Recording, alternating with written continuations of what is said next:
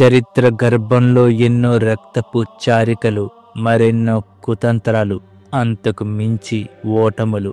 ప్రతి చోట మనకు కనిపించేవి ఇవే. కానీ వీటికి మించిన వీరోచిత గాథలు ఎన్నో ఉన్నాయి.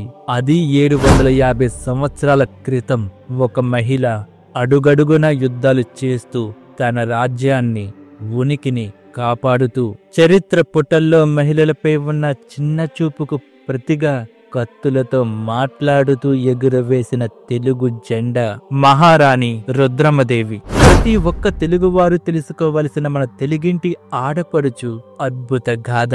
సాధారణ శకం 1262.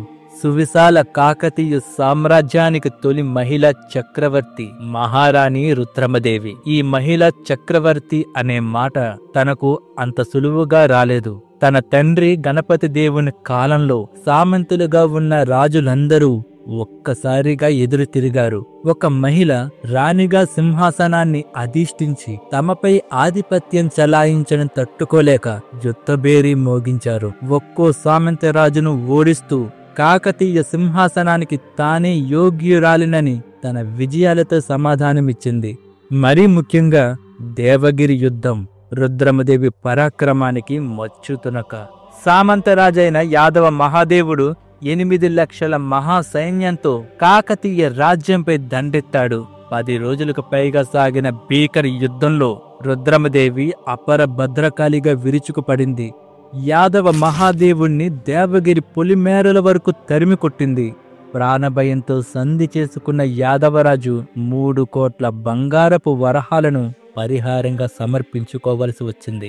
రుద్రమదేవి జరిపిన అన్ని పోరాటాల్లో ఆమెకు మద్దతుగా నిలిచిన సేనానులు గోన గన్నారెడ్డి, రేచర్ల త్రిపురాంతకుడు, రుద్రనాయుడు వంటి ముఖ్యమైన వాళ్ళు చరిత్ర పుటల్లో నిలిచిపోయారు. 27 ఏళ్ల పాటు సుదీర్ఘంగా కాకతీయ సింహాసనాన్ని పాలించిన రుద్రమదేవి తన పాలనా కాలమంతా యుద్ధాలతోనే గడపాల్సి వచ్చింది.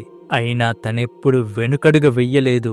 అందుకే ఆమెను అసమాన పరాక్రమశాలిగా, కాకతీయ వంశ గజకేసరి సామ్రాజ్ఞి రాణి రుద్రమదేవిగా ఆనాటి ప్రజలు కొనియాడారు.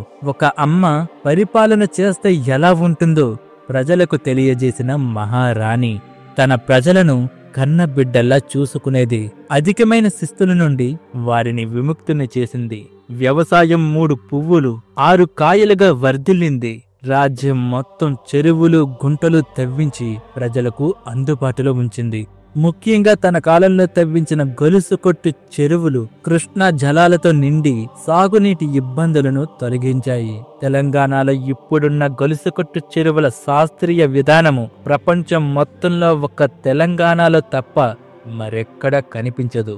తన కాలంలో చూపిన దారే ఇప్పటికీ తెలంగాణ రైతులకు వ్యవసాయానికి ప్రధాన మూలాధారంగా ఉన్నదంటే రాణి రుద్రమదేవి ఆలోచన శక్తి ఏ విధంగా ఉండేదో అర్థం చేసుకోవచ్చు. ఒకసారి నెలలు నిండిన ఒక మహిళ ప్రసవిస్తూ చనిపోతే చలించిపోయిన మహారాణి ప్రతి గ్రామానికి పురుడు పోసేవారిని అందుబాటులో ఉంచేలా ఆదేశించింది. ఈ కాలంలో రాణి రుద్రమదేవి పాలన గురించి ఇటలీ దేశపు రాయబారి మార్కోపోలో ఎంతగానో ప్రశంసించాడు. 1293 సంవత్సరంలో కాకతీయ రాజ్యం గుండా ప్రయాణించిన ఆయన రుద్రమదేవిని అత్యంత సమర్థురాలైన పరిపాలనా దక్షత కలిగిన చక్రవర్తిగా అభివర్ణించాడు. శత్రు దుర్భేద్యమైన ఓరుగల్లు కోట, 1000 స్తంభాల గుడి, రామప్ప గుడి, భద్రకాళి దేవాలయం, కాకతీయుల శిల్ప కళా పోషణకు ఆనవాళ్లు, సాంప్రదాయ ప్రేరణి నృత్యం పురుడు పోసుకుంది రుద్రమదేవి కాలంలోనే. 14వ ఏటనే పాలన చేపట్టిన రుద్రమకు తరువాత కాలంలో నిడదవోలు రాజైన చాళుక్య సామంతుడు ఇందుశేఖరుడి కుమారుడు వీరభద్రేశ్వరుడితో వివాహం జరిగింది. వారికి 2 కూతుళ్ళు. వయసు మీద పడిన తరువాత తమ వంశాన్ని నిలబెట్టేందుకు పెద్ద కూతురు పుత్రుడైన ప్రతాపరుద్రుడిని దత్తత తీసుకుని సింహాసనాన్ని అప్పగించింది. ఇక రుద్రమదేవి చేతుల్లో అనేకసార్లు ఓడిపోయిన అంబదేవుడు రుద్రమదేవిపై కక్షగట్టాడు.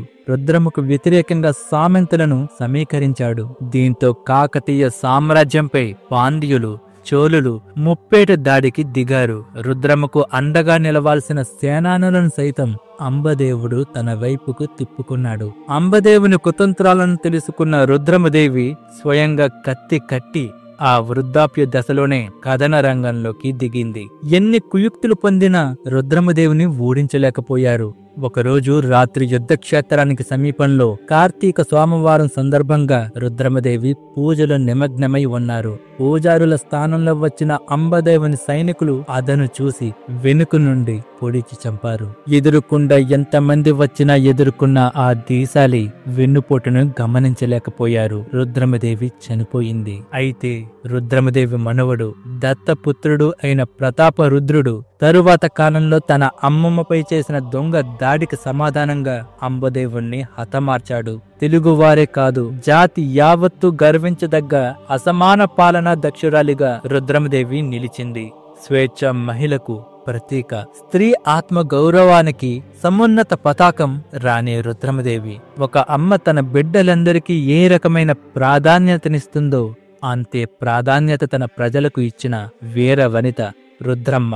ఈ వీడియో మీకెలా అనిపించిందో కామెంట్ సెక్షన్ లో తెలియజేయండి ఫ్రెండ్స్. కొత్తగా మన ఛానల్కి వచ్చారా? అయితే సబ్స్క్రైబ్ చేసుకోవడం మర్చిపోవద్దు. జై హింద్.